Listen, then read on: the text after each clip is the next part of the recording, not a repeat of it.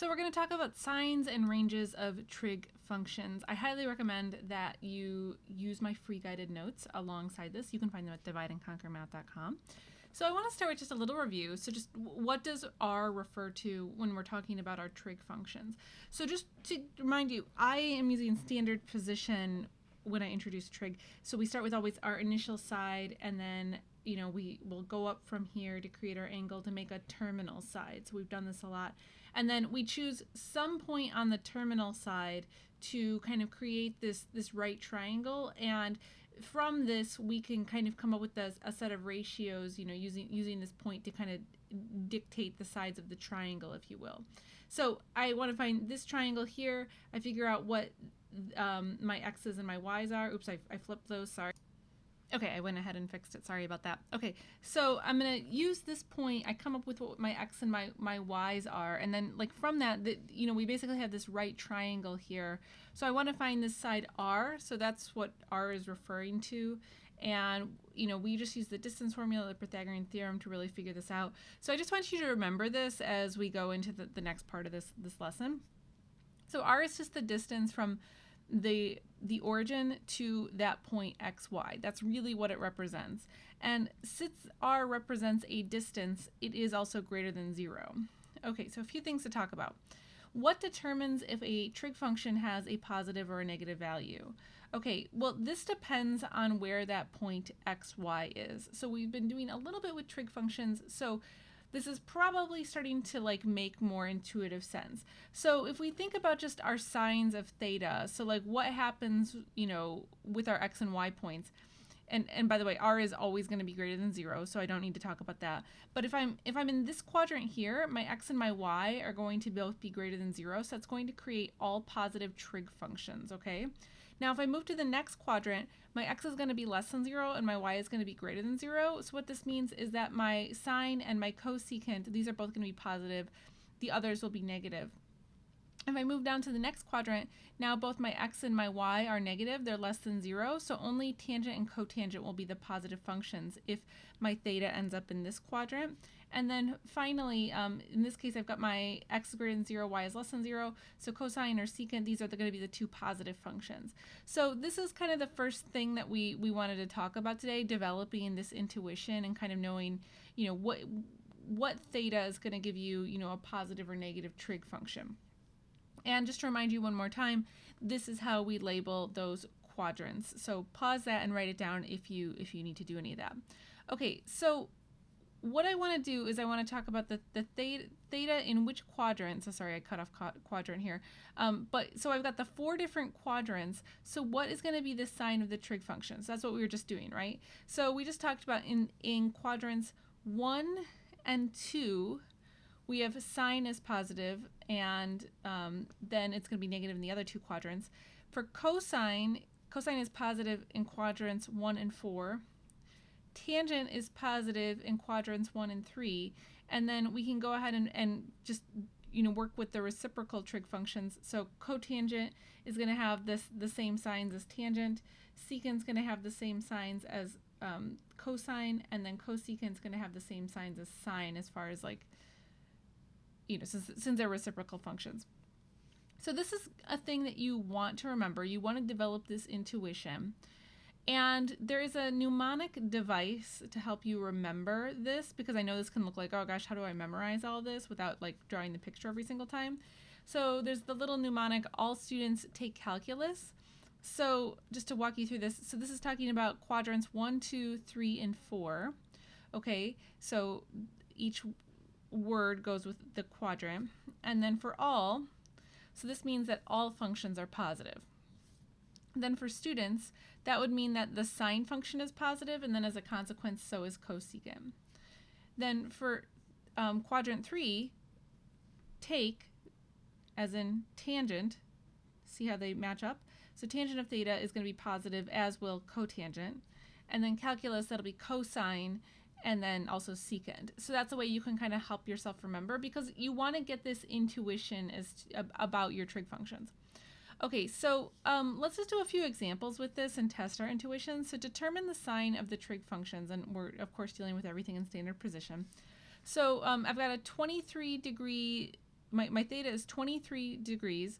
So which quadrant is this in? This is in the first quadrant. So what can we say about the signs of the trig functions? Well, we said that in the first quadrant, all of the trig functions are positive. So that's what we can conclude in this one, okay? So that's what you're trying to do. So maybe you want to pause the video with this next one and just think about for a second, hit play when you're ready. So 255 degrees, so just thinking about where that actually falls in. I have a little cheat sheet here. So 255 degrees will be in this quadrant, so it falls in the third quadrant. And so from the third quadrant, so that means that it's going to be tangent and cotangent are positive. All the other trig functions will be negative in this case. Okay, one more. I've got negative 30 degrees. So again, maybe just pause and think about it. Hit play when you're ready. So for negative 30 degrees, so you can really take this and just go in reverse if you're going negative. So you can call this 0 to negative 90 degrees. You can literally just reverse the order here. So normally we go this direction. If you have a negative, then you're going this direction, okay? So this negative 30 degrees will fall into that fourth quadrant. And we know with the fourth quadrant, only cosine and secant are positive. All the others are negative. So that's one direction that you can go. The other direction that you can go is, so which quadrant satisfies these conditions? So which quadrant will allow us to have sine of theta greater than 0 and cosecant of theta greater than 0? So you have to think about this a little bit. These are reciprocals of one another, right? So which quadrants is sine going to be positive in? We know there's two. It's the first quadrant and the second quadrant. So this could happen in quadrants 1 or 2. So again, you want to think back to that all students take calculus. All in the first quadrant, and the students stands for sine, and that's in the second quadrant. Okay, so this other one's a little tricky. Again, you might want to pause here just to think about this. So which quadrant satisfies these conditions? So now I've got these two reciprocal functions have to be positive at the same time. So these are two different reciprocal functions, right? So there's going to be actually only one place where these are positive at the same time. That'll be in the first quadrant. So you want to think what's going to be true at the same time, only the first quadrant. Okay, so now let's just think about for a second. I want to talk about range. So to motivate this, what I'm going to do is I'm going to talk about how angle measure changes, and I want to just think about this with the case of the same r. So I have drawn this kind of shape here strategically so that when I create my different angles, I always get the same r. So I start with my initial position, and just to show you what I'm doing here. So I'm just going to draw a couple different terminal sides. So I've got a terminal side here. Let's draw one here, one here. And so what I have done is when I create the right triangle, kind of that relationship, I've drawn this in such a way so that I always end up with the same r. So, and it doesn't matter what the r is. R can be 10, it can be 3,000, whatever number you want. So I'm just using a general r. Okay, so as the angle increases, notice that y increases, but y is always going to be less than or equal to r. So why is this true? So first of all, do we believe this? Okay, so here, remember, this side here represents my y, and in each case, this side is always less than or equal to r. Does that make sense? It does. It's a general fact, actually. So that r is kind of representing the hypotenuse, right, of a right triangle, and the hypotenuse is just always the longest side in a right triangle. So this fact, we can believe this. This makes sense. And I want to play around with this a little bit. This y is less than or equal to r. We're going to motivate kind of an interesting result here. So let's divide both sides by r. So what we can get is that y over r is less than or equal to 1. Okay, just remember this for now. We're going to come back to this in a second, okay? So I want to repeat this process now for the fourth quadrant. So I have that idea of that same r. And then I start just, drawing these different thetas, and I create my different triangles. Okay, so in this case, we have to be a little careful. So this point here on the axis, this is going to hit at 0, negative r. And the thing I want to remind you of, because we're in the fourth quadrant, all these y's are negative. So I want to make another inequality, but I have to be careful because I have negative y's in this case. So what I'm going to say here now is that this point here, negative r, this is less than or equal to y. So once again, we're just going to divide both sides by r, just plain old r, like we did with the first part of this in quadrant 1. So still just divide by r. And what we get now is, so -1 is less than or equal to y over r. And this will give us an interesting result. We found that y over r is less than or equal to 1, and -1 is less than or equal to y over r. Okay, so think about this now. We're just kind of playing around. We're trying to get to the ranges of our trig functions. What we can conclude is that y over r is actually now between -1 and 1. And what is y over r? What does that represent?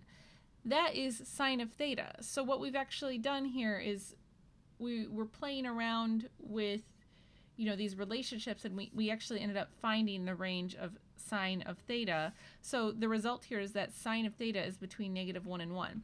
This is pretty important. This comes up a lot. And similarly, using almost the same reasoning, using x instead of y, we construct that cosine is between -1 and 1. So this is, again, a pretty important result. So just to review, my sine of theta and my cosine of theta are both between -1 and 1. And by the way, theta can be any real number that you want here, but these functions are always going to end up being between -1 and 1. So prior to this, we were kind of playing around with, you know, what could these values be? And now we have a little bit of a guidance of, you know, what it should not exceed. Okay, so that's cool. So now let's pivot and let's talk about tangent. So the range of tangent. So tangent is represented by y over x. So here's the deal. You could have y is less than x, or y equal to x, or y greater than x. These are all possibilities of things that could happen with that ratio for tangent. So tangent can actually take it can be any real number, as can cotangent.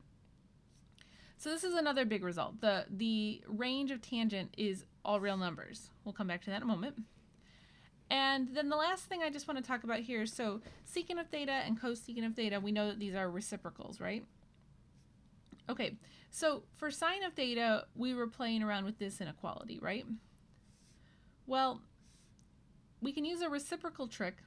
So I'm allowed to flip the inequality, but when I do that, I also have to flip the direction of the inequality. So notice how I flipped from y over r, and then I also flipped the direction of the inequality. So this is a reciprocal trick you can use with inequalities.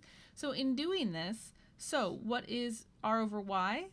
That's cosecant, right? So what I've found here, what I've proven here, cosecant of theta is greater than or equal to 1, and -1 is greater than or equal to cosecant of theta. So to summarize, I have cosecant of theta is greater than 1, cosecant of theta is less than -1. So these two things are true about cosecant. And then similarly, using similar reasoning, secant is going to be greater than or equal to 1, and secant of theta is less than or equal to -1. So we also get this result.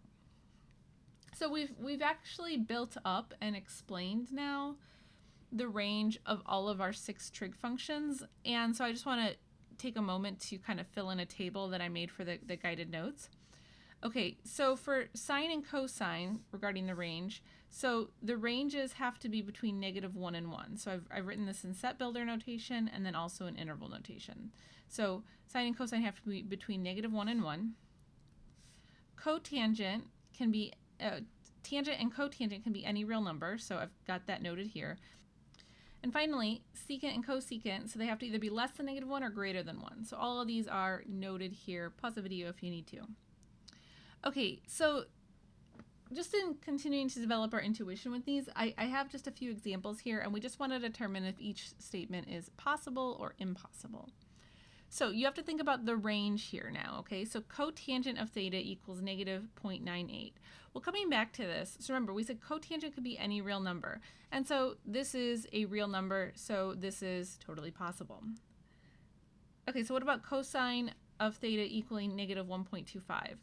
So we said that cosine has to be between -1 and 1. So this would fall outside of that. So this would be impossible. And then finally, secant of theta equaling 0.72, is this possible or impossible? Well, we said that secant of theta has to be greater than 1, and this is 0.72, so this is impossible. So these are the kinds of things like you're trying to develop your intuition on.